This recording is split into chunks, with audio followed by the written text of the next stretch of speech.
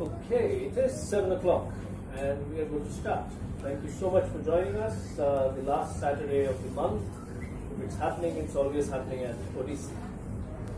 Thank you, Odyssey, for helping us put together this series and a couple of other things that we do with them month on month for the last several years. Without their sponsorship, without their support, without Ashwin's leadership of all of this that you see, this series would not be possible.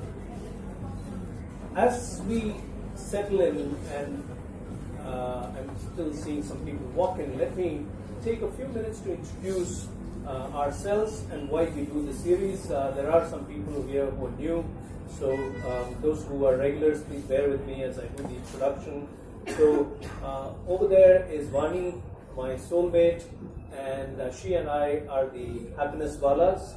We believe our life's purpose is inspiring happiness. We're going through a very difficult time in our life where for over a decade now, 11 years plus now, we have been dealing with a bankruptcy. So for the longest time, in this phase, we have been living without work or money at most times. And this phase taught us that no matter what, life can be faced. And it taught us that we can be happy despite our circumstances. So on the one side, we struggled and we continue to struggle to put our business back on track and become successful so we can climb out of our financial problems. But on the other side, we decided to be useful.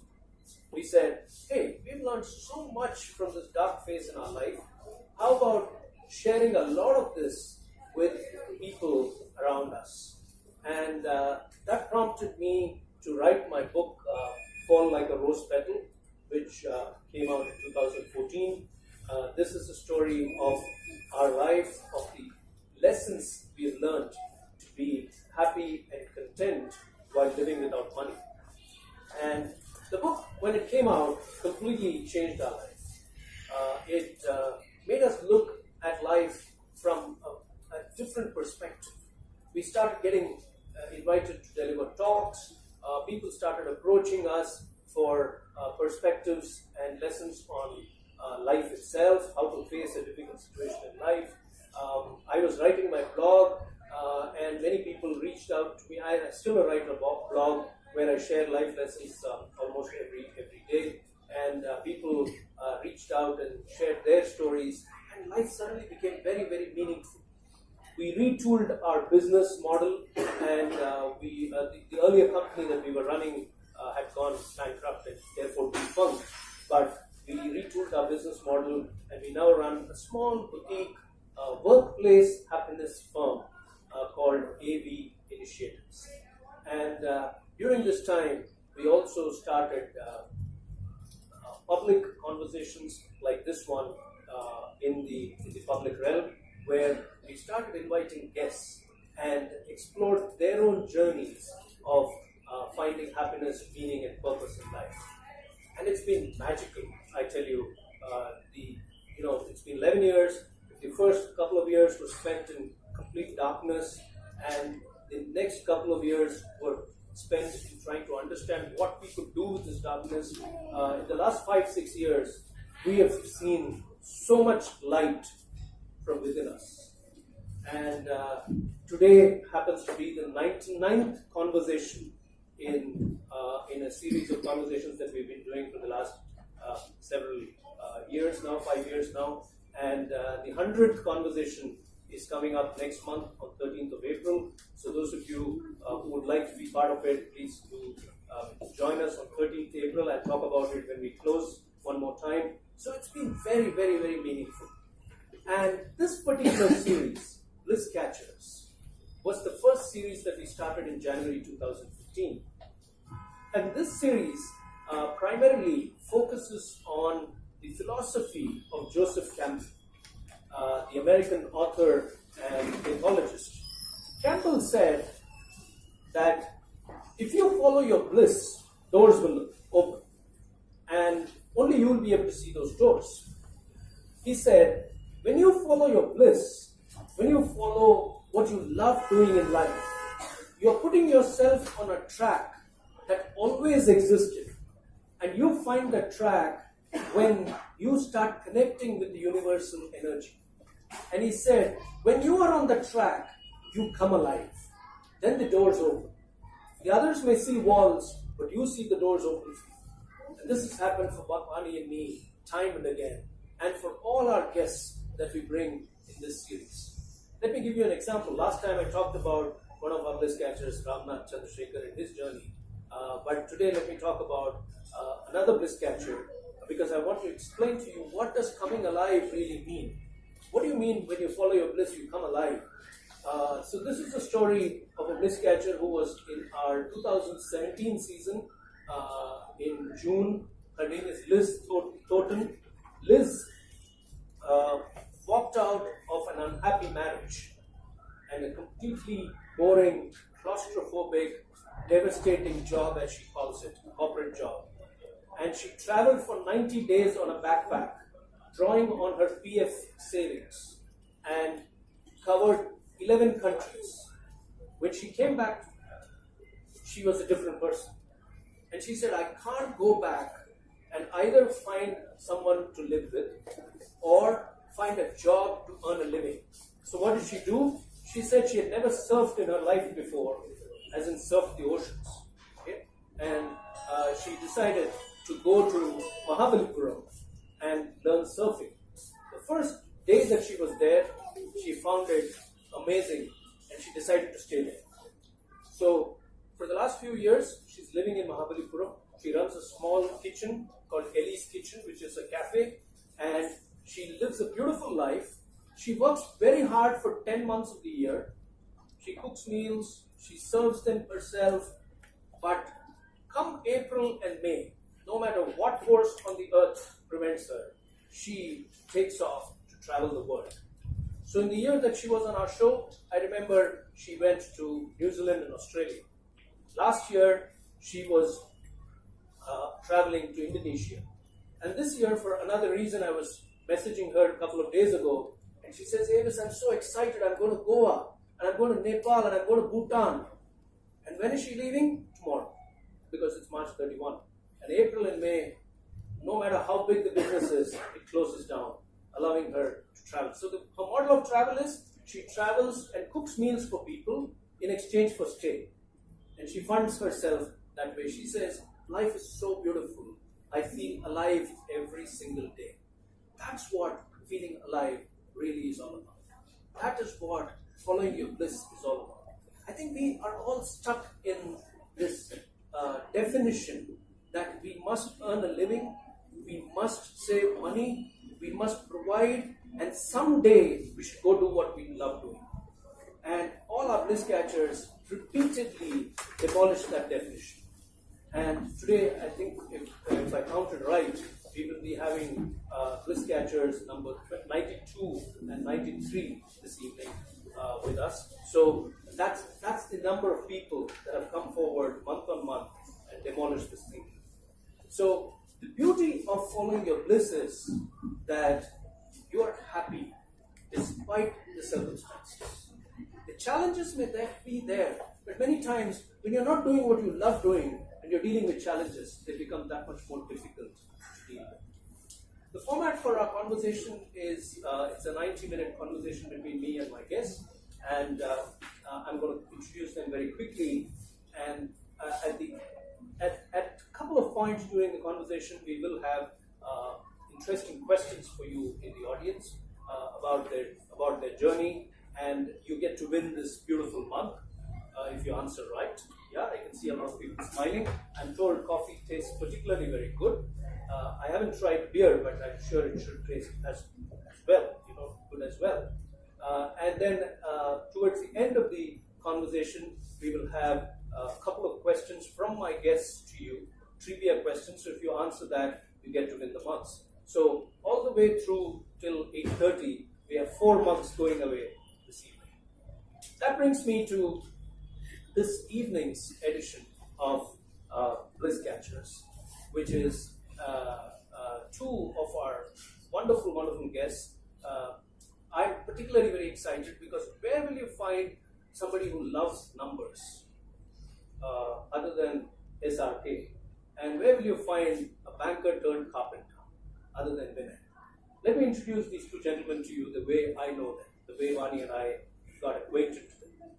So SRK would have been lost somewhere in space for me because I got thrown out of school for scoring 6 out of 100 in geometry. I'm sorry, I just punctured your evening happiness, SRK. That's how bad I am with numbers. And you must also have understood that because I'm talking about bankruptcy. So obviously I didn't relate to numbers so well that I blew up many of the millions that I didn't make up in smoke. But that apart, I would have never known about SRK had it not been for our son Ashirvad. Ashirvad is a data scientist himself, and his inspiration to be in data science comes from SRK. So in 2015, when we set up the Bliss Catcher series, Ashirvad pinged me and Vaani and said, Appa, Amma, you must get this guy called Sudalai Rajkumar on your series. And I have been in touch with him. These are his numbers and coordinates. So, data scientist, SRK, it's like, what is going on? I was like a bit petrified. So that name stayed in my list, his number stayed in my list, but I didn't make an effort to contact him. And Poga, as the series got momentum, somewhere at the end of last year when we were curating for the current year, I reached out to SRK saying, Chalo, mil to lete, let's see what happens. And it turned out to be a fantastic conversation because we met for coffee and we found that here's a gentleman who's very grounded, very, very sharp and focused about the field of work that he's in, but very grounded, very humble and very, very endearing. So thank you for being who you are, SRK, despite being who you are.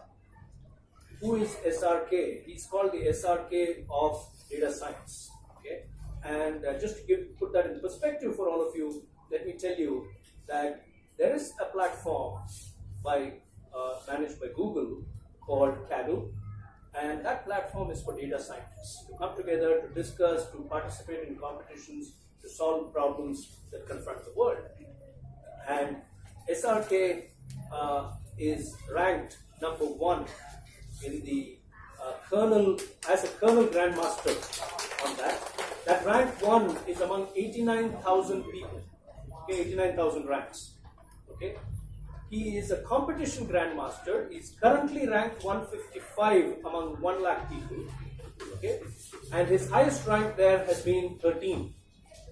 And he is a discussion expert where he has been ranked 73 currently, but his highest rank there has been 14, and that too has among 89,000 other ranks. So that's who he is.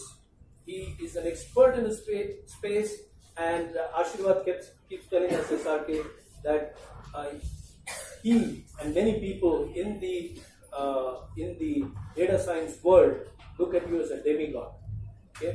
So we're very, very fortunate to have you here this evening. I asked him, SRK, what is it that excites you about the pattern of numbers? And he said, I don't know, but I love data. I'm a data lover. Don't call me a data scientist. I'm a data lover. So we have today Data Kaggle SRK with us. If he's the Badsha of romance, the other SRK we know. This is the Data Kaggle. Sudalai Rajkumar. Thank you so much, Rajkumar, for being here. And how do we know Vinay? We know Vinay because of the New Indian Express. That should make Rochna very, very proud. We first read about him in the Chennai Express, and it was by a story by our young friend Roshni Balasubramanian, and we reached out to Vinay. We met him, and well, the tag is banker turned carpenter. I must tell you that this man is an incurable romantic. He loves life, and he believes that if it is this life that we have, we must live it fully. So he's been through an adventure of his own.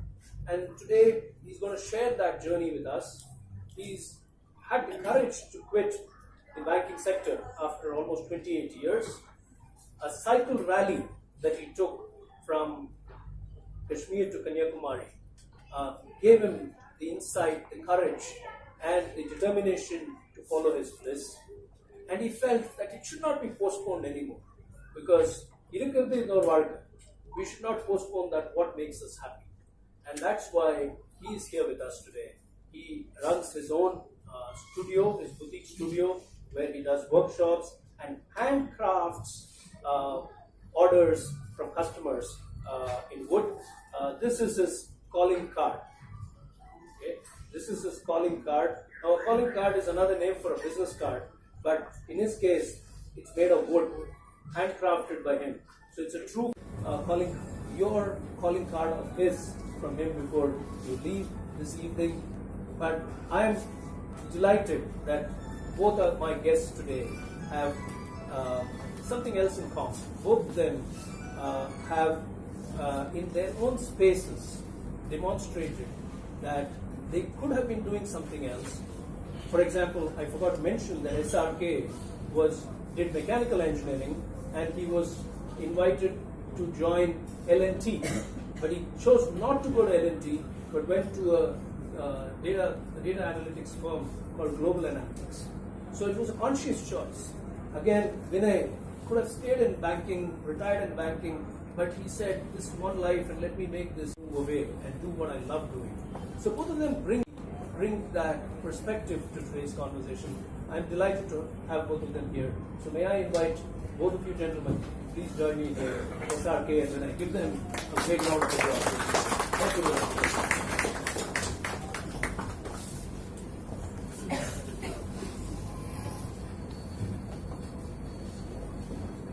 Okay, there are your mics. Please pick them up and turn them on.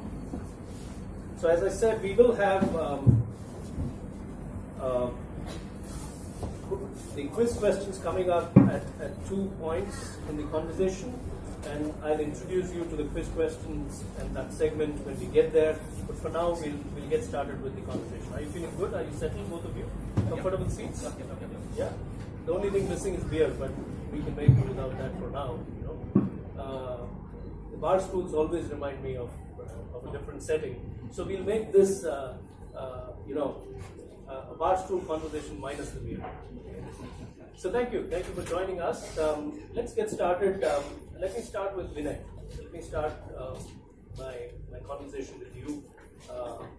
Vinay, my first question to you is, when we look at your journey, 28 years in banking, then this big decision to plunge into carpentry. Now, two things strike me when I look at that story, and I've been meaning to ask you this for a long time, so today is when I will ask you this.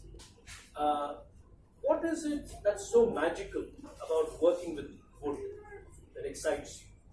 It's very rare that we find somebody who's a banker who loves carpentry. Okay? And the other thing is you're extremely cool about being called a carpenter. In fact, you love being called a carpenter. So, that's also, again, something very, very rare. So what is this romance all about? What is this affair with wood? What does it do to you when you work with wood? Those who have studied in Indian Vidyalaya would be able to relate to this. In our schools, we had something called SUPW classes, Social, Useful, Productive Work. And we had 3 classes in a week. That is where probably my journey on skill-based learning had started. And from there, I picked up quite a few things, right from making a heater, to an alarm system, to conducting puppet shows. So all the learnings thanks to my early education. From there was a time when construction was started at our home, and we had our carpenter coming in. So those were days when we didn't have these turnkey project models. You had to hire a contractor to do the civil work. You had to buy all the stuff yourself, hand it over to him, and he would do his job. So morning, afternoon, evening, there should be somebody from the owner's side who's taking care of things. So I used to return from my school by around 3 o'clock, right from Trustprom to Porur. There were only 2-3 buses available those days, 17B, 25C, 17C. Take those bus, come to the site here, relieve my mother, stay there till evening 7 o'clock, then my father would come and I would be relieved. So during that time, I had a lot of time spent observing the various aspects of works happening there. Right from civil work to construction work, everything. Not that I learned any of them, but today, if you ask me to raise a wall, I can raise a wall. Minus the steel work. So from there, we started our furniture work at home. And I used to sit next to the carpenter, I think for nearly more than a year. Back from school, sit next to him, observe what he's doing, be his one-man support function. And from there, I picked up elements of how to create something. See, finally, if you look at it, whoever does the work is an individual who is doing it. So there's nothing called a special skill in anything which happens in this world. I'm a firm believer of that. I may not be probably equal to XYZ in something, but it is something which I can do. So that has been my journey into carpentry. That's the love affair. That's what makes you, Exactly. connects you. So you're one of those who doesn't mind rolling up your sleeves and doing some physical activity. Exactly. You love the act of creation, right? My other part of the question was, you don't mind being called a carpenter. In fact, you love it. Whereas society looks at carpenter as, somewhere, a banker is here, but a carpenter is here. Did that not strike you, or what's your take on that? See, skill is something which is a God's gift. All other things can be learned. Skill cannot be learned. You need to practice it. You can go to a college, get the insights, right? Then go sit on a job, start working. You keep making your money, whether you have achieved your purpose or not, you get your salaries. Whereas in the case of a skill, let it be a doctor, let it be an engineer, let it be any other skill, unless there is something within you, you cannot transform. And that, I think, is the reason I don't mind being called a carpenter. If I'm a carpenter, I'm a carpenter. You like it, take it. If you don't like it, it's fine. There are others who will like it, I'll be friends with them.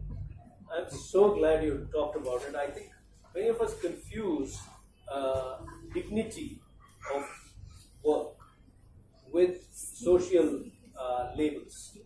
Yes. I don't think a doctor is more skilled than a carpenter is in terms of pure skill sets, right? And that is what we need to recognize. An electrician, a carpenter, a painter, a speaker, a writer, an artist, anybody out there is bringing to the table what is flowing from within them, from the fountainhead of their own soul. What is flowing is what they bring. As he said, through practice, through riyaz, you perfect it. But அந்த ஊற்று உள்ளே இருந்து வரலனாக்கா உங்களால எதுவுமே பண்ண முடியாது.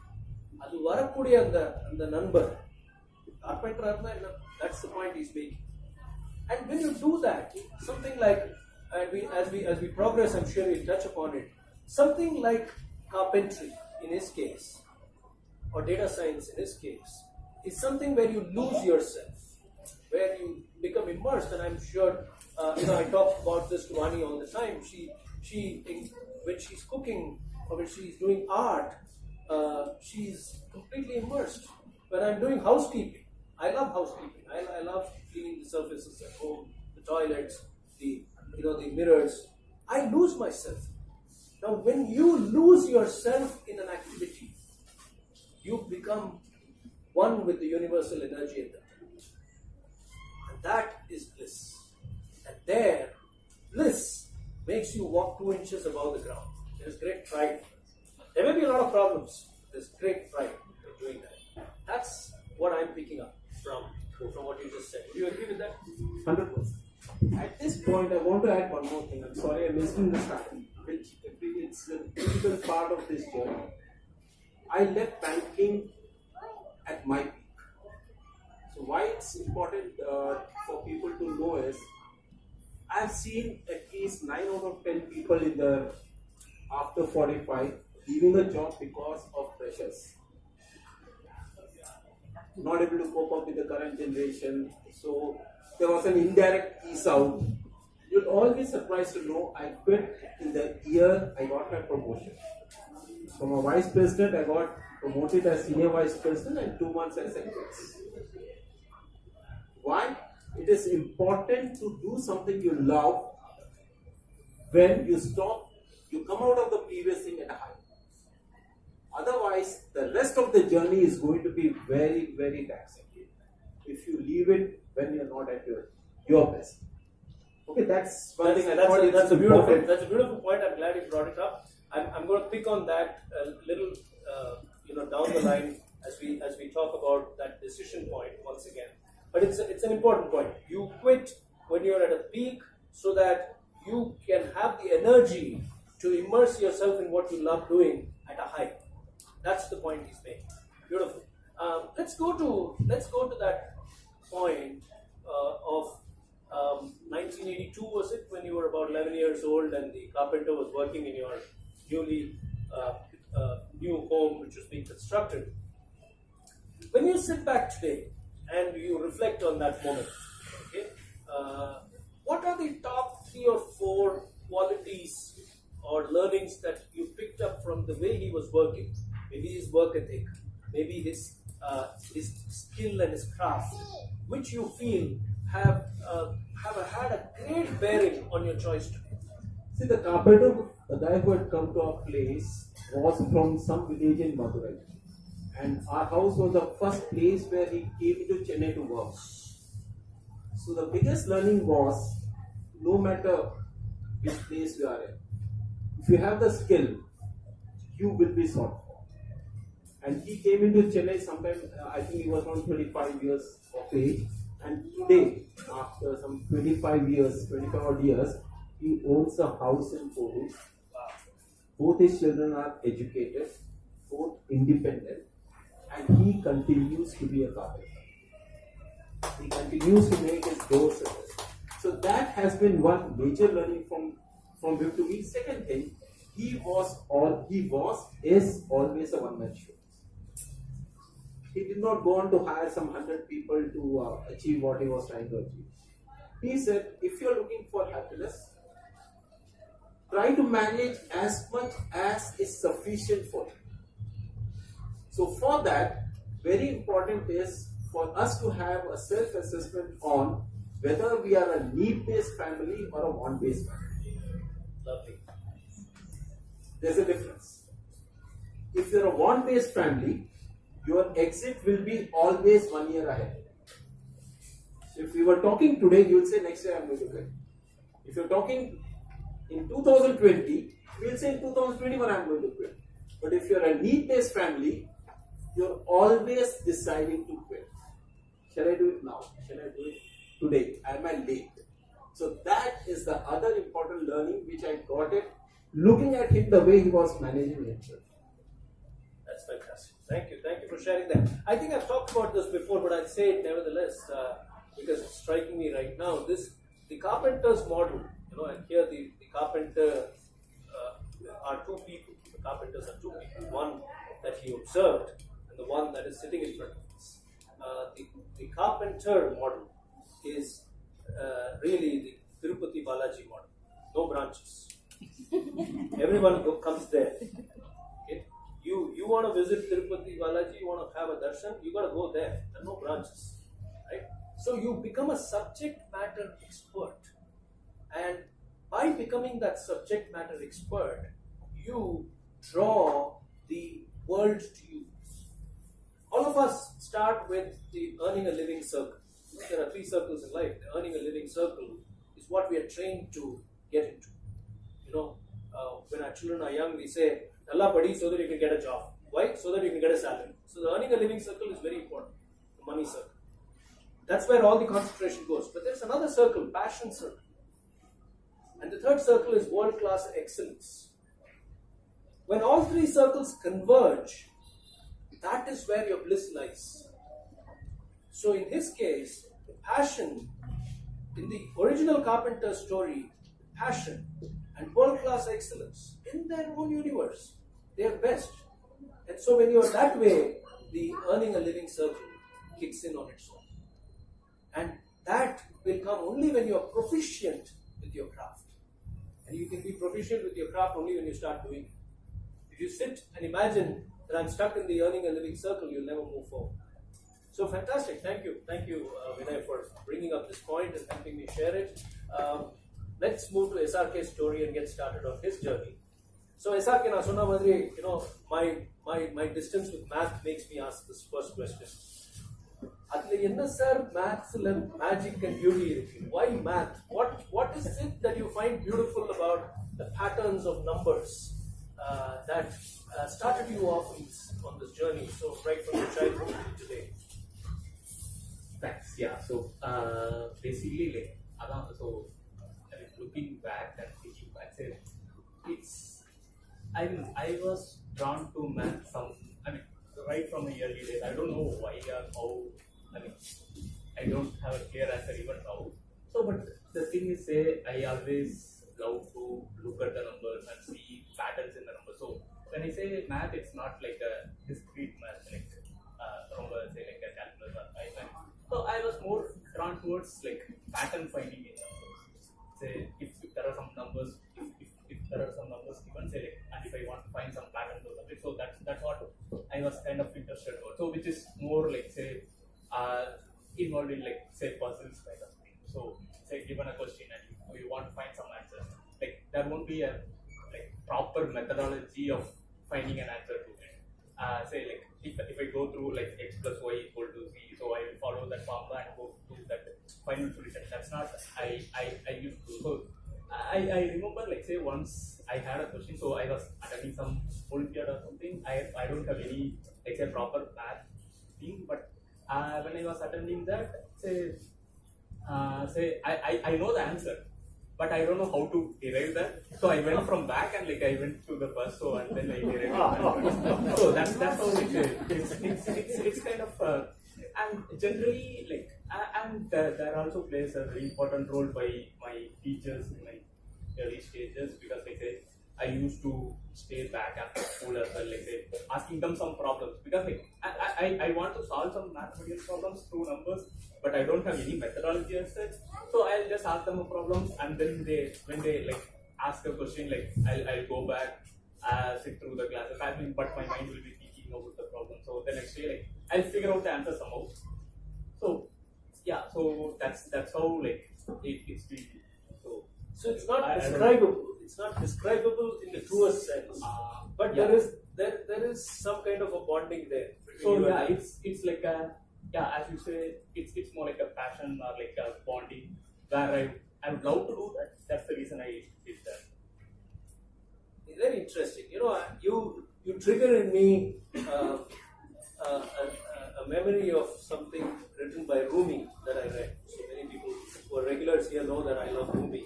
So Rumi, the Persian poet, says that there is an unseen presence we honor.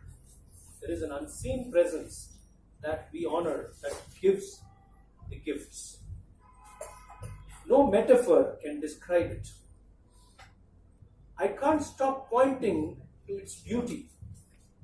Every moment, every place is saying, put this design in your carpet.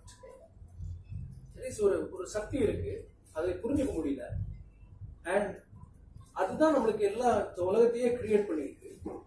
அந்த சக்தியுடைய அழகை என்னால புரிஞ்சுக்க முடியல. I can't stop pointing to it and saying it is here, it is here. Every moment, every place is saying, put this design in your carpet. உன் வாழ்க்கைக்குள்ள இதை புரிஞ்சுக்கோ, இந்த அழகை புரிஞ்சுக்கோ. So it's not something that you can put your hands around. You can't wrap your hands around it. It's something deep. It's something mystical, and that is what would prompt somebody like him to go backwards. I know the answer, but now let me logically arrive at a path to show the world that this is how the answer was arrived at. That's amazing. I once caught my son Ashirwad and his classmate a guy called Ranganathan. Both of them were standing in front of the dining table in thin air. They were doing something.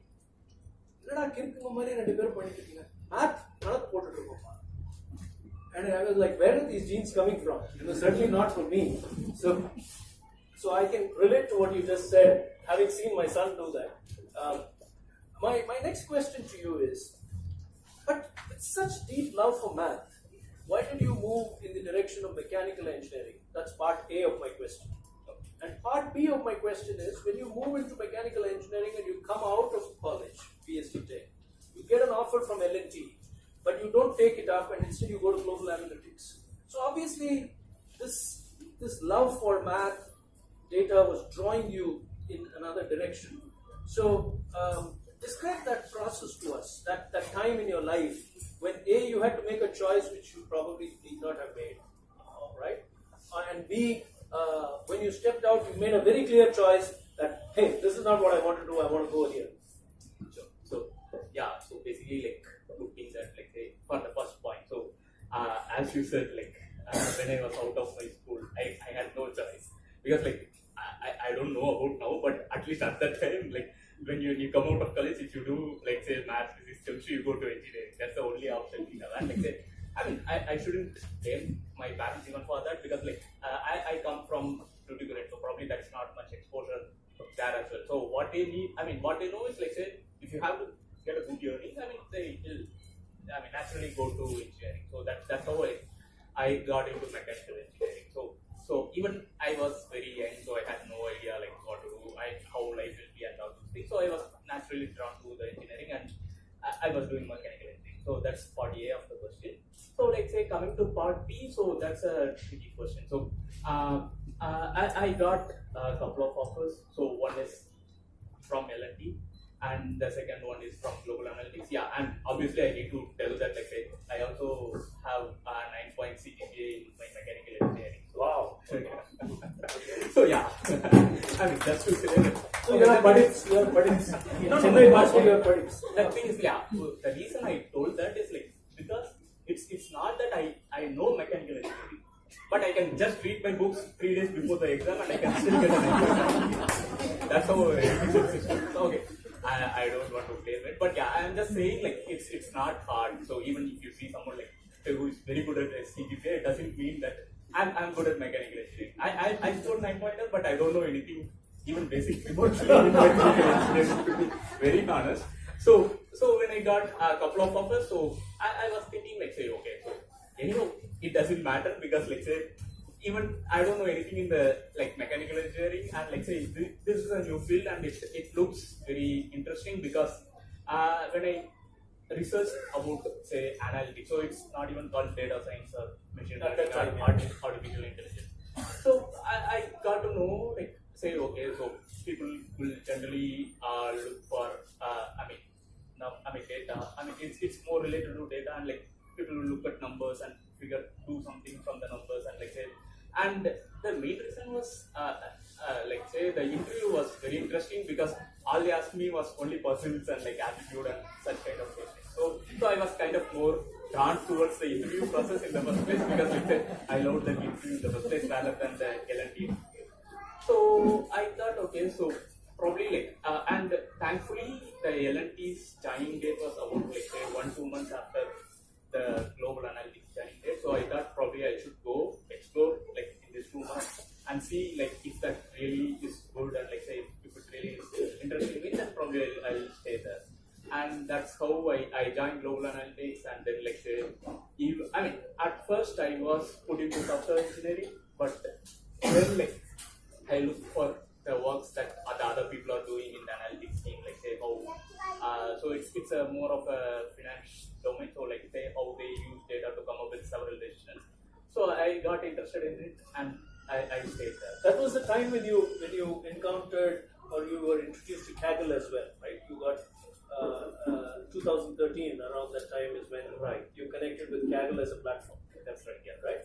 So your initial job was not the kind of job that you wanted at Global Analytics, but you used that time to learn more about that space, and you dabbled with Kaggle and you saw how you felt there. And the platform and the problems that they came up with. So yeah, so one thing is like say, in order to equip myself or like say understand more about how analytics and like say, since I'm from a different field, so I went through some of the online MOOC courses kind of thing, like say Coursera kind of thing. So there are several online courses from which I learned the theory part of it. So but I never had any chance to actually like say work on practically to use all those things. So everything was just flowing above my head and like say I don't know like whether people really do use all these things in real life or not. So I was just looking for a platform where I could use all these concepts and like say do something useful and like say learn in that way. So that's how like I got introduced to the world of Kaggle. That's how the world of Kaggle happened. So I think what we need to understand here is in the context of following your Bliss, his journey is that he had the proficiency from a GPA point of view in mechanical engineering, but he had the clarity that this is not what he would end up doing because he's A, good at it, or B, that he loved it. I think many times you may not know what you want in life, but you surely do know what you don't want in life. And if you make that one simple choice, then by process of elimination, you will arrive at what you want to do in life. So that's something that I'm picking up from his journey. The other is, so when you don't lean in the direction of what you don't want to do and move in the direction of what you want to do, even if the opportunity is not well laid out, it's not exactly SRK's cup of tea, okay, or set of problems, let's call it, okay, data science problems. But the fact is that there was a silent pull. There was something that was drawing you to explore through Coursera courses or later on with Kaggle as a platform, right? So that silent pull is magical there. You experience it and all of us experience it. The silent pull is there on all of us. It's like a law of nature. It will draw you into its fold. Rumi again says this very beautifully. He says, allow yourself to be drawn silently by the strange pull of what you love doing. Strange, he says. And so he just allowed himself to be drawn. So there is Kaggle. Let me see what is there. Let me go and peep in there. And that's how the doors open. And that's perhaps what, if he had not done that, he wouldn't be sitting here with us today. So there is a very big learning there. Thank you for sharing that. I have more questions for you. Sure. And we need to talk a little bit about data science itself as a space so everyone gets a handle. But we'll go to the questions in just a bit. I'm watching the time here and it's time for our midway quiz segment. Okay? So this midway quiz segment will win 2 people these months. Okay? And anybody can answer. There are no restrictions except on a specific question like the question that I'm going to ask on SRK. I wouldn't like his family to answer this question. Okay? So please don't, if you're a member of the family, don't answer the question, but anybody else can try. If you've been listening in very intently, this should be a sitter. Connect SRK, Sudalai Rajkumar, to Mindtree, the company that is in the news right now. Yeah, L&T takeover of L&T has taken over. So what is the connection? Yeah, he had an offer with L&T. Absolutely right. You got the answer right. What is your name? Ambal Adekala. Ambal Adekala, please come forward. Ambal, thank you. So, SRK, avarku kudunga. Now the question ellarku thirumbi vilakkama solren. SRK also said no to L&T. Mindtree is also intent on saying no to L&T. That's the question. Okay. Okay. Let's. So again, this question, we'll qualify this question that your family cannot answer this question, but anybody else in the audience can answer this question. It's a very interesting question. Should be a sitter for anyone wanting to answer this. So be on the buzzer, everyone. And the question is, connect Vinay to the Himsagar Express. Does it go from Thoothukudi? No, Vinay. The Himsagar Express. If you heard me carefully, you should be able to answer this. Kanyakumari to Kashmir? Yes, absolutely. It is Kanyakumari to Kashmir. Absolutely. So Padma, please come forward. You in your work. It is One she's my second. classmate. One second, I need somebody to click this picture. This is Somebody can. epic Ambal moment. can do it for you. Yeah. Yeah, please. Right. So your first Bliss Catchers, Padma, and you get a beautiful mug. Make your Sunday morning From my special. classmate. Yes, from your classmate. How wonderful. So the Himsagar Express travels from Kashmir to Kanyakumari, travels a distance of 3,700 plus kilometers, and it was a cycle rally that he undertook from Kashmir to Kanyakumari, covering overall 4,520 kilometers on that journey in 2016 that changed his life and gave him the clarity to do what he loves doing. So thank you so much. We're going to come back with 2 more quiz questions for you at the end of our conversation. So meanwhile, we'll continue with the conversation. Vinay, let's come back to your journey. So at some time, we almost lost you in the world of banking. Okay? Obviously, lost you as a carpenter in the world of banking. But sometime in 98, 2000, that's what you told us when we met at Starbucks, you made a very important decision to quit the rat race, and you chose to come out and set up a small entrepreneurial venture which made wooden aquarium stands. Am I right? And then after that foray, you went back to your corporate job. So my question is, what was the driver at that time to quit the banking job? A. B. What did that entrepreneurial experience teach you about you? And C. Why did you choose to go back? Why did you not, persist with that journey? At some point in time, when you are successful in your career, an offer comes to you which is irresistible. Okay? And that offer, incidentally, is not the right offer. Okay, if I were to explain to you, I was a banker, doing successfully. I was the branch manager of the largest retail branch of a private bank. And one day I got a call from the HR of a company, software company, saying, we have done our checks on you. You have been hired to head our Mid East division for a banking product. So you're hearing this at the age of around 32, 33. You are successful, and they say, we have hired you. And I was in a nationalist bank prior to that, and then I moved to the private bank. So you feel in the job market, people calling you and saying, come and take my job. I said, let me go try what it is. So I went there, met him up. He just threw an offer letter to me. So I was reading it. So the salary hike was 3.85 to 7.5. No interview, nothing, through the offer letter. So just reading it, he thought I wasn't able to take a decision. He said, Vinay, it becomes 8.2. Instantly, next 2 minutes, the offer became 8.3. So they must have done their homework. So why should I break my head? I accepted it. But that was one of my biggest mistakes in my life. Within 10 days, I realized it's not my cup of tea. A retail banker cannot succeed in a wholesale sales job. It was a banking product wherein you need to go to banks. How many banks were there these days? 10, 5, 10, 20, 30 banks. You will go sell a product which has to be priced at something on 20, 30, 40 crores. So I realized not my cup of tea. Within 1 week I realized it. I went to my boss and said, kids, no job in hand. My elder son was 3 years, the younger was around 2 years. I said, I'm quitting this. Why don't you take the operations job? We had the functional expert role available. I said, I came for a retail sales position. I've failed in that. I can't accept and I can't succeed. I can't live with that thing that I didn't succeed in the role I was selected. I said, I'm quitting.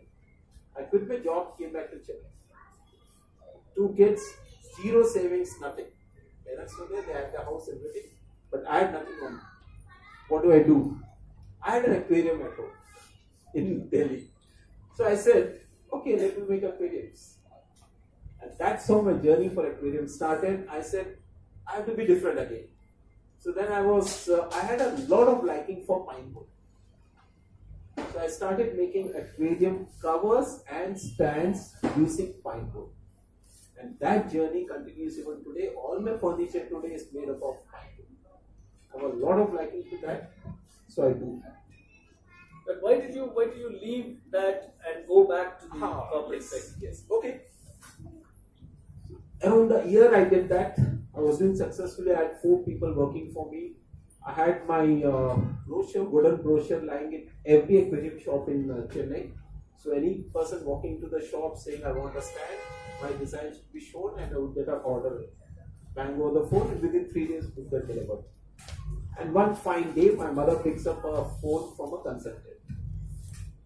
There's a job in another private sector bank, would you be interested? And the usual pressures, come what may, we can't see you doing all this carpentry woodwork. Please apply, you need not join. But at least go for the interview and come. So went for the interview and it so happened I had already worked in that bank before. So the guy, it was the same boss, he started shouting at me. He said, well, you didn't come to me the moment you quit from in Delhi. You should join back. So within a month, I was back into the rat race. And I had overtaken all those colleagues who continued to work in the organization. The 1 year gap was covered within 6 months. So I got a fast track promotion and then I overtook them in salary and my position again. But you enjoyed that 1 year when you worked on your business? Exactly. I enjoyed it so much that I had already created inroads in that market. Pinewood in aquarium business was not there. Even today it is not there. But what I started then, today few of them are trying to make in their own limited, I would say, exposure and interest. But that journey, I think, always lingered in my mind. Because after 4 years, I started talking in my house about quitting.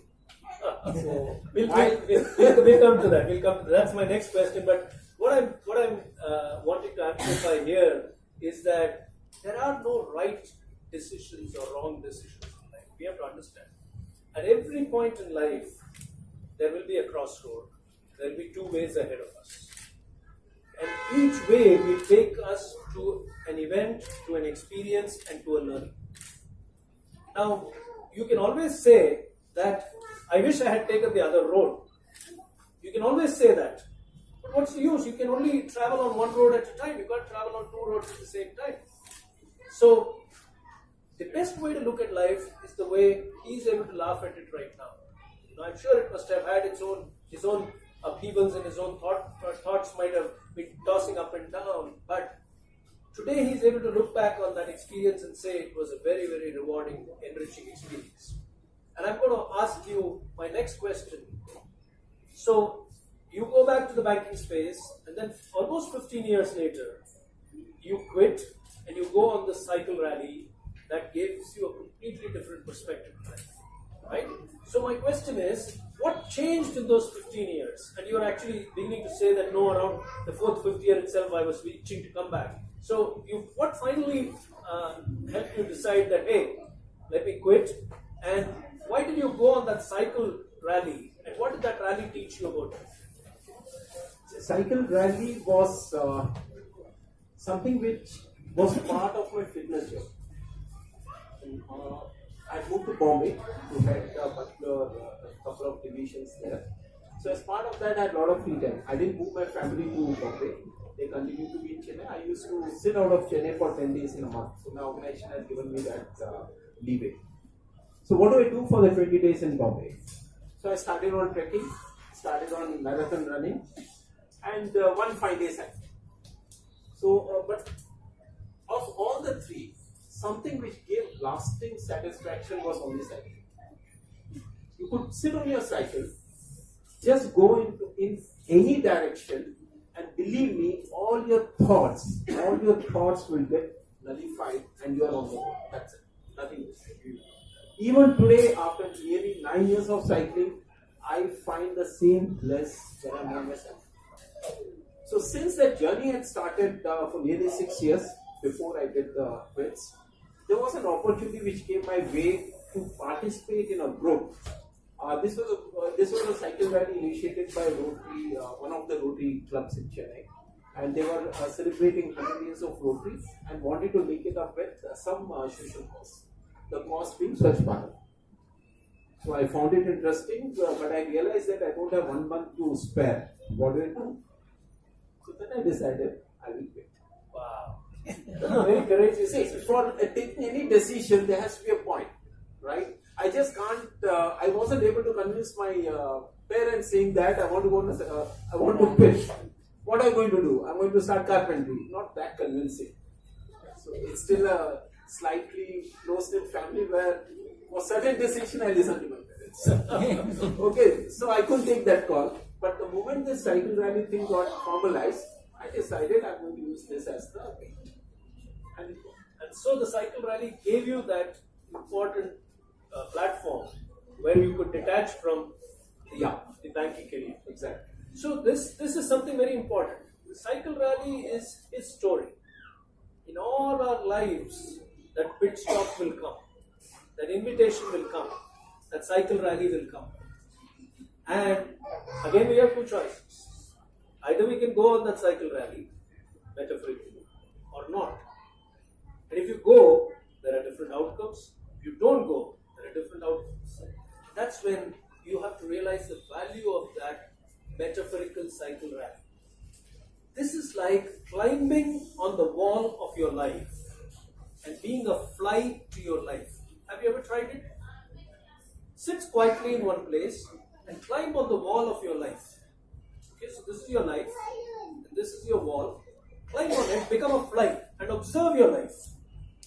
And ask yourself, this is what is happening in my life. What are the decisions that I should take? It's a very important private conversation. And if you have activities like he said about the cycle rally, where all the thoughts go out of your mind and you're just on the road, that's called immersion. That's called losing yourself. If you have that, then your idea of being a witness to your life has worked. There, whatever decision you take there will never let you down. I've experienced it because the inner voice does not use words, but the inner voice always leads you in the right direction. We all know how to listen to our inner voice, we don't listen to it. That's the truth. So thank you for sharing that. Let's come to SRK's journey on this side. So just for the benefit of the audience, because I don't want to progress with your journey without helping them understand what data science is. What is the role of a data scientist in the life of an ordinary person like anybody sitting in the audience? Why is this role relevant at all for us? Okay. The life of a data scientist, probably like I would just give an example of say what data scientists generally do, or like say what type of things people generally work on. So if, suppose and how it is related. Say for example, say like if you're planning to, I mean say if I'm planning to come to from my home, so when I look outside, I see that the sky is sunny, so the temperature is quite high. So I know, okay, so at this like say weather conditions, it won't rain, and like I'll just come out. And if I think like it's very cloudy and like the winds there are no winds, so probably like I think that there will be wind. But how do I know all these things? Because like say through all my experience on the data point, so from what we have collected, our human mind knows like actually like okay, so if the conditions are like this, then probably it will rain or it won't rain kind of thing. So that's how exactly data science works as well. So basically it works based on the data. So if we have all these historical data of all these different information, so captured at some place. So as a data scientist, we will build some models. Models are nothing but some mathematical formulas on top of it. So which will help us make those predictions.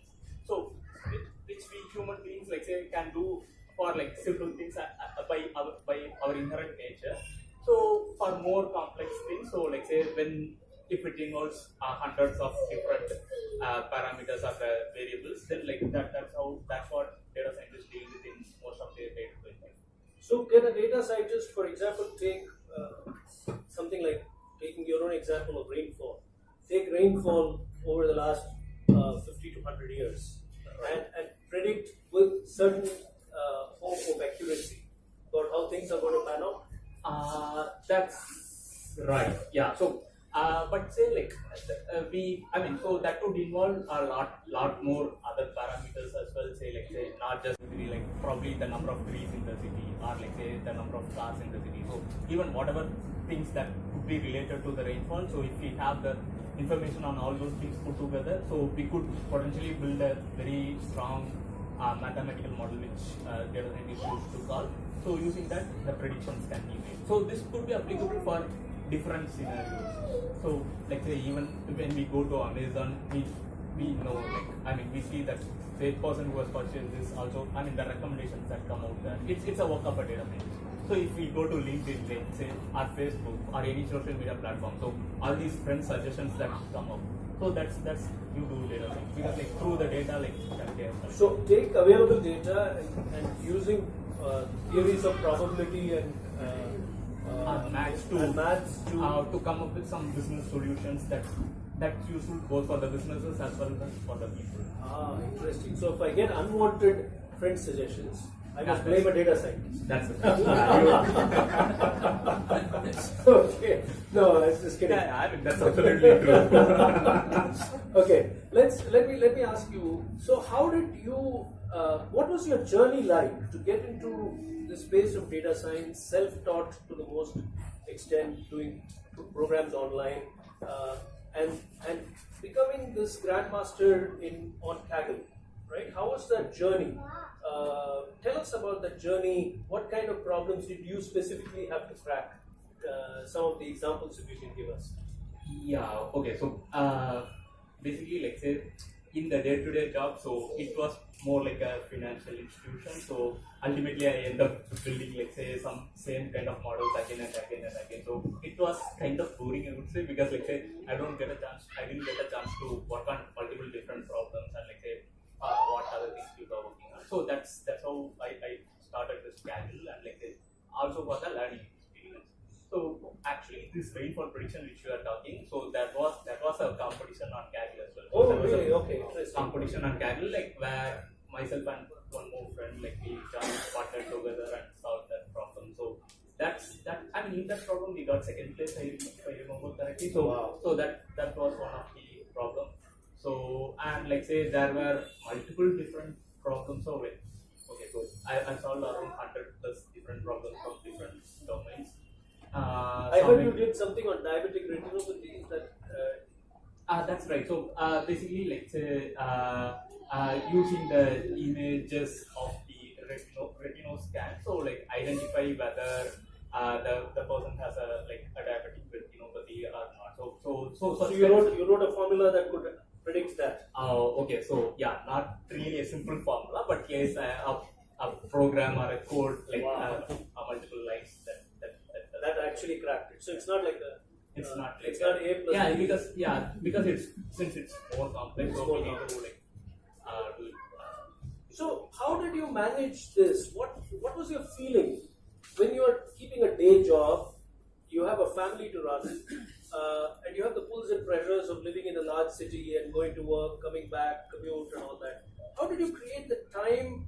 And what was the kind of experience you had when you were solving these problems or writing these formulas, these complex formulas? So exactly. So I would just relate to him. So it's about the emotion, I would say again. So basically, like say when I just go and solve the problem, so I the time just flies on. So I don't even count on how much time does it take. Generally again, so it's more like I go back to my childhood days of say immersing on the problem and trying to find an answer for the problem. So say what is the answer? So that's the. So what happens to your wife or your family at that time? Don't they ask you? You can't obviously sit in the office and work on all this. Right? So you probably take these problems home and work at home, or you sit in a quiet place. So what happens to your wife in those times? So yeah, initially I was not married, so that's when I started.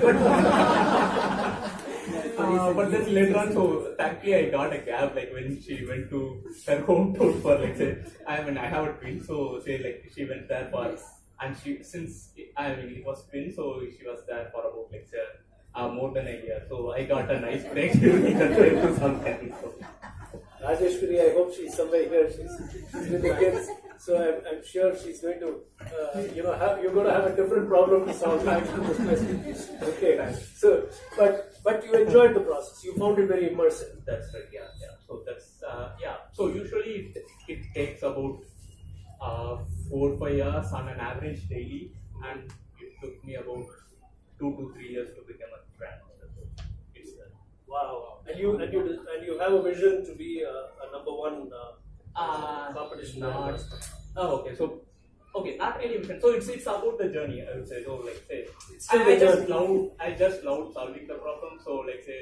And also on the way, like I met up with multiple different people across the world and get to know how they go on solving the problems and like say their views on how to approach a problem kind of thing.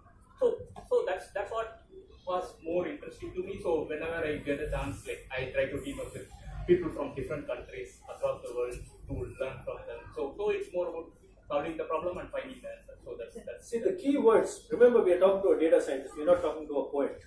Okay?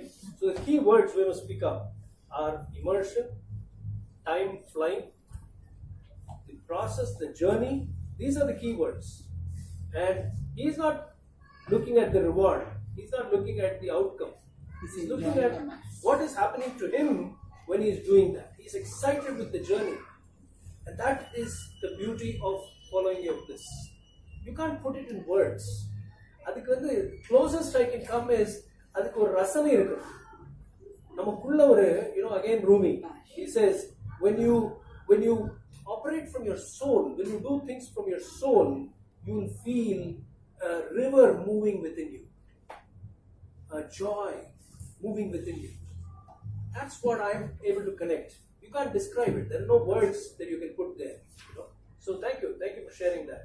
Let me go to Vinay's journey.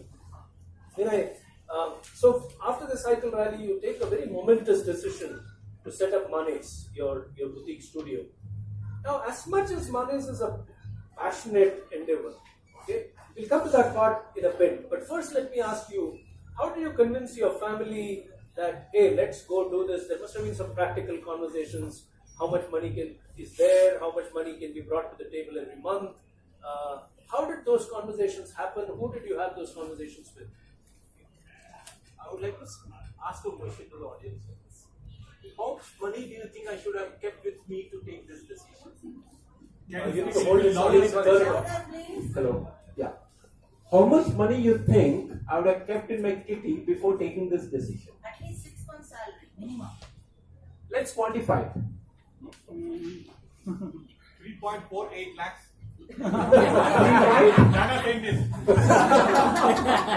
So you think a 4 lakhs is sufficient to take a decision like this? At least for 1 year you can go on. Some expenses, some bills can be paid. Okay. Any other? Or 1 crore. Okay. Yeah. 1 crore.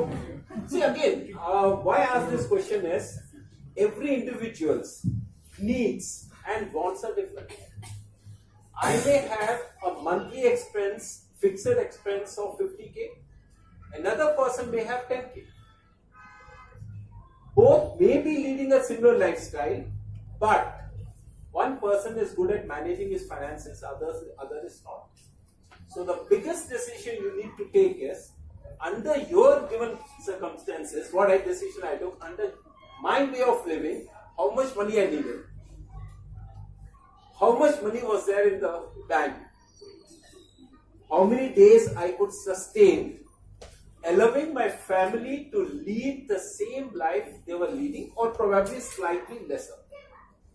So these were the calls. Allow me to ask my wife to answer this question. Why it's important? Then you'll get to know that it was a joint call. It isn't a call which I took and everybody followed. There's Meena here, Vinay's wife. So wonderful, Meena. Please go ahead. Yes. As Vinay already said, we had a discussion with our 2 sons, and we started to live need basis. Still we have a car, we go for outings, movies, everything, and still we are more happy than what we are before. And we do a lot of social service, everything. But still, everything goes smoothly. Need basis. Need basis. Fantastic. What I'm picking up, and I'm glad you invited Meena to speak. This is the power of honest conversations, of involving the family in the process. And I come from a world of the corporate sector where there is a vision statement, there is a value statement, there are organizational goals listed out. How often do we do this in a family? We need to have a family vision. We need to have a family happiness quotient. We need to have values guiding our choices. That can come only when partners, companions sit down together, involve children, and take a decision. Sometimes you may not get a buy-in, but I think all of us are pretty good salespeople. So you keep working on that and try to get it out. Let me go on for my next question, which is the passion side of your business. See, if Ravi is somewhere here. Ravi, where are you? Yeah, there's Ravi. Ravi is, somebody who met Vinay. He messaged me and he said, "Your next guest, I'd like to meet him." So he went and met Vinay recently and explored his workshops, what he can learn from Vinay as a carpenter. So I have found in following Vinay closely that his work, there's a lot of passion in it, and whether it is what he creates for his customers, he creates it himself, he delivers it himself. If it's a workshop, he keeps the workshop audience small and works with them in small groups. And he does that with a lot of passion. So my question to you is, to me, Mane's appears to be a labor of love, and yet it is a business. How do you balance the two? What is your philosophy to running Mane's? Okay. See, having been from a corporate world myself, I'm conscious that whatever you do should make money sense also. Okay. But since I started it more with a passion, I said I'll give myself a little more time than a normal business allows. So I've given myself between 3 to 5 years to continue to run it as a passion and then slowly take it to a level of a business. Why I want to do this? I want to do this because I want to be hands-on with all the challenges which this business can put forward.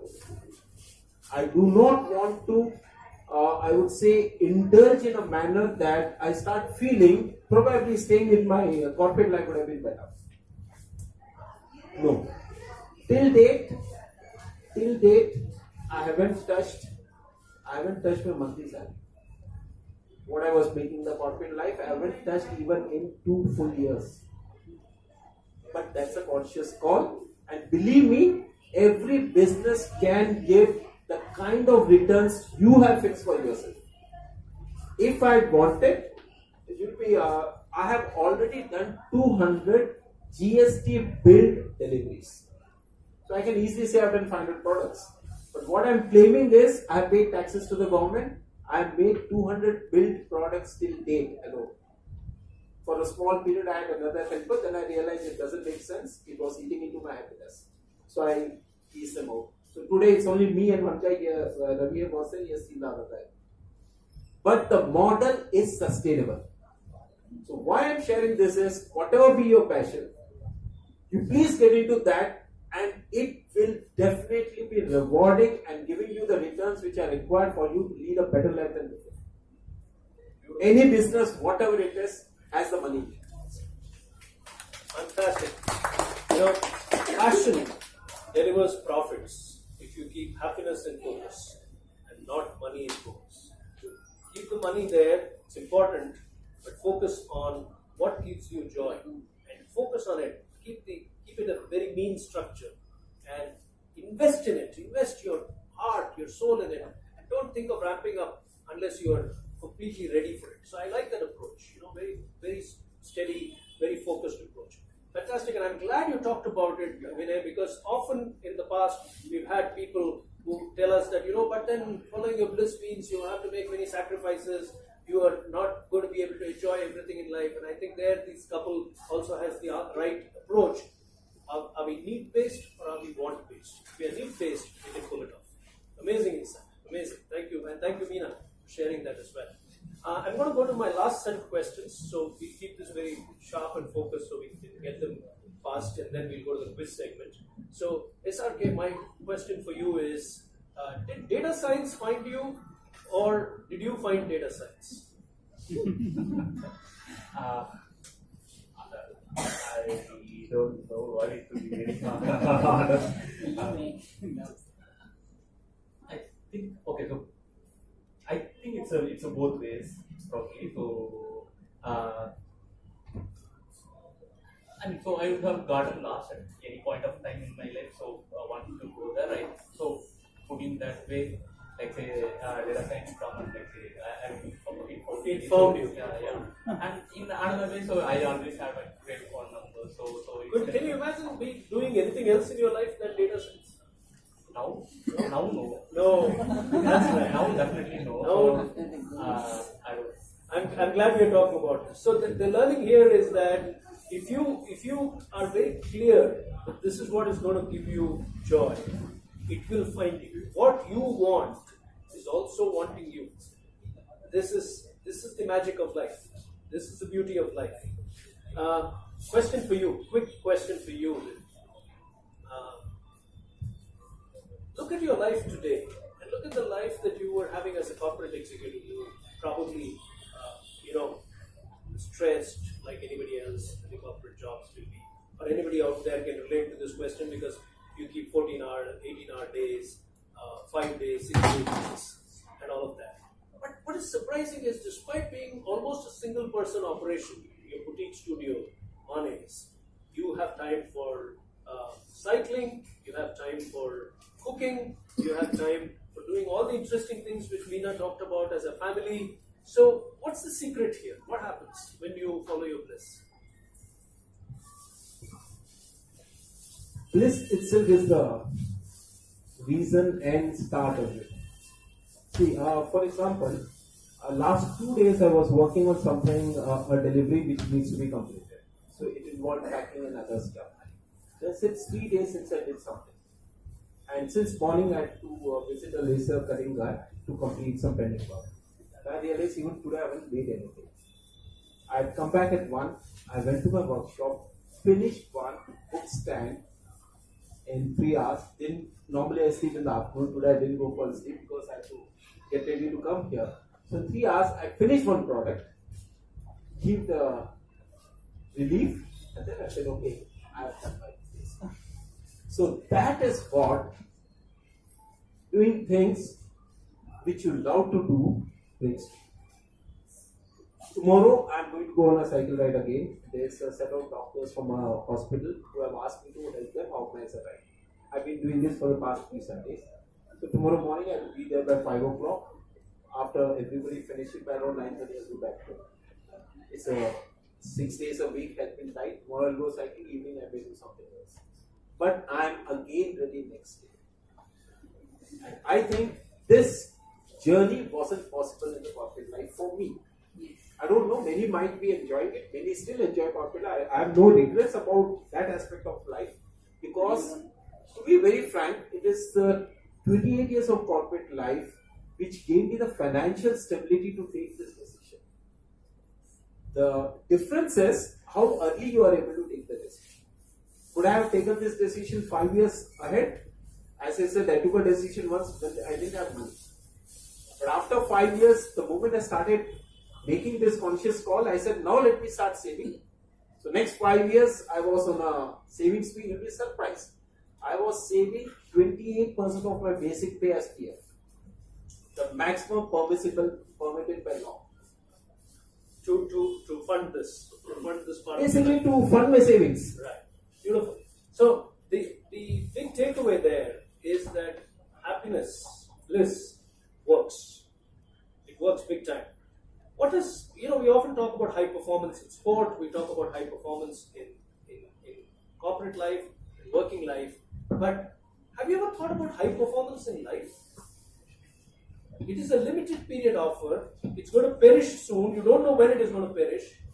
What are you doing with your life right now? Mary Oliver says, Mary Oliver is a poet. She says, listen, you're breathing just a little and you're calling it a life. So high performance in life is to know what gives you joy and go do it, and to know what doesn't give you joy and not do it. So when you are clear about what gives you joy, then many items on your to-do list get deprioritized. And only the items that give you joy get prioritized. That's how you pack more fun, more life into life. That's what I'm picking up from you, Vinay. Thank you. And my last question for you, SRK, is data scientist இருந்துட்டு நிறைய பெரிய பெரிய problem எல்லாம் solve பண்ணலாம். வாழ்க்கையில சில பிரச்சனைகள் இருக்கும் sir. Emotional, physical sometimes, relationship based. அதெல்லாம் சால்வ் பண்ண முடியாது சிலப்போ. When you are caught in a situation like that, does data science help you escape reality through the immersion that you talked about? Yes, of course. Definitely yes. So, yeah, I mean, yeah, so something say more personal. Say, I lost my dad in an accident. So, I mean, just to escape that, like say most of the times I just get into solving some problems, and it has helped me a lot. It has helped you a lot, as in staying detached from the grief, the anxiety, the pain I of it. just, yeah, and there were several personal incidents that followed it, like say all this. I would say you need to take care of your personal things and like say put everything in place.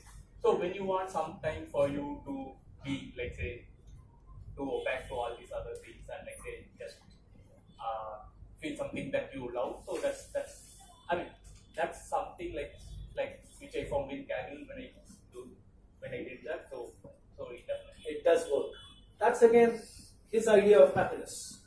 See, what we are all wanting in our life is some mechanism, some app, if I may call one, an app to get out of our stress issues, out of our unhappiness, out of our pain, out of our grief, and Bliss provides you that opportunity. And I'm sure it has happened to all of you when you read a book that you love reading, when you read or when you watch a film, or when you are listening to music, or when you're cooking, or when you're gardening, you forget yourself. What is that forgetting yourself? The mind is not in the past. The past, if the mind strays into the past and clings on there, it will be in anger, grief, and guilt. If it strays into the future, it will be filled with anxiety, stress, and worry and fear. When the mind is in the present, it's completely free. And that's where happiness happens. So I'm glad you answered it that way with a personal example of when your father passed away and you had to find a way to detach yourself from that pain and that grief.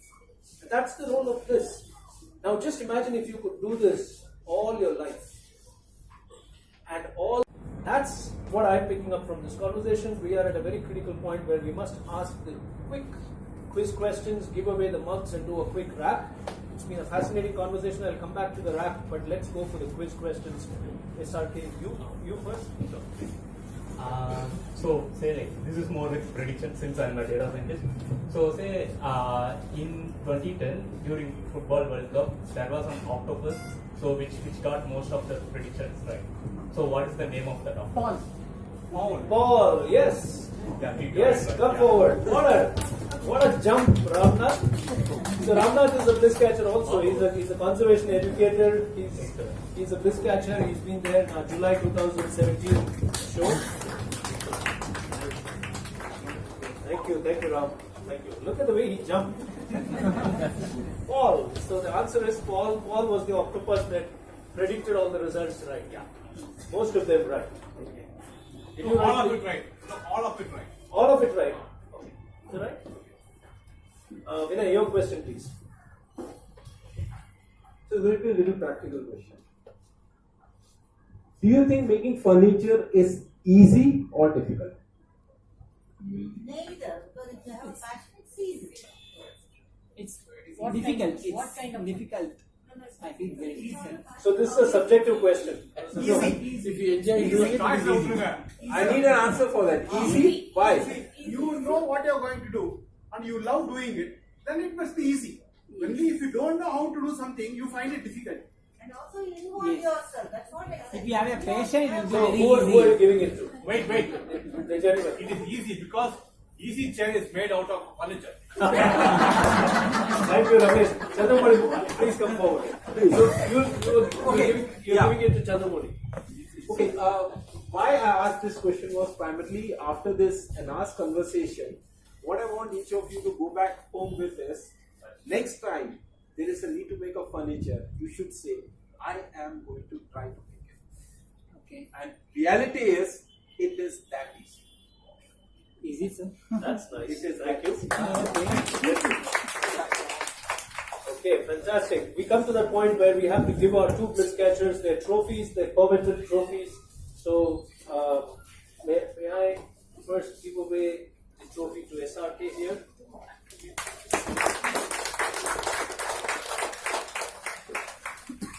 And to Vinay. So these are your Bliss catcher trophies. Thank you. It has been a wonderful conversation. Please sit down. Let me do a quick wrap and a couple of announcements before we leave. So, what am I picking up from this conversation? I'm picking up that whether it's the science of data or the science of carpentry, the science of bliss is more powerful. Both the science, as in science, SCIENCE, or SIGNS, either way, it's beautiful. And Mary Oliver, again, I lean on her tonight. She's a poet who passed away in January, and she's said this very beautifully. I don't want to ever end up simply having visited this planet. I don't want to end up as simply having visited this planet, which means I want to do something meaningful. I want to do something beautiful. Of course, she's left so much of her poetry for the world to celebrate, but she points to the fact that we have this responsibility to live our life fully. And both these gentlemen, through their journeys, about, in the way, stumbling through it initially, but heading in the right direction definitely, finding what gives them joy, and thriving with it. Both of them are thriving with it, and the magic and beauty of their journeys really shown today in the conversation. So thank you so much for that. I am personally taking away a lot from those conversations, and I'm sure all of you who made the time to be here this evening are also finding it a very, very enriching experience. So thank you for both of you. Now, before we go away, let me quickly tell you that this was conversation number 99, and I've never played cricket to the extent of scoring a century. I never thought that we will ever get to our 100th conversation, but we are getting to that conversation on the 13th of April, the 100th conversation that Vaani and I have curated together, and the 100th conversation that I'm hosting, and it's the Happiness Conversation series. It's on 13th April. We're bringing two special guests that evening. In fact, they're coming all the way from another city to join us. They both are living with HIV. They're married to each other. They're a husband and wife couple. And the wife contracted HIV from her ex-husband, who concealed the fact that he was having full-blown AIDS. And the husband, the current husband of this lady, he contracted it through blood transfusion. So both of them caught HIV for no fault of theirs, and yet they found, so from leading a very listless, completely shattered life, they picked up the threads of their lives again. They found each other. The doctors brought them together. They found each other. So it's a beautiful story of love, meaning, hope, while living with HIV. So Manu and Karthik are our guests on 13th of April. Vaani and I will be in conversation with them, and it's AVIS 100, my 100th conversation. So please do be there and see you all. Have a wonderful evening and enjoy the CSK match coming up tomorrow. We will win. Thank you.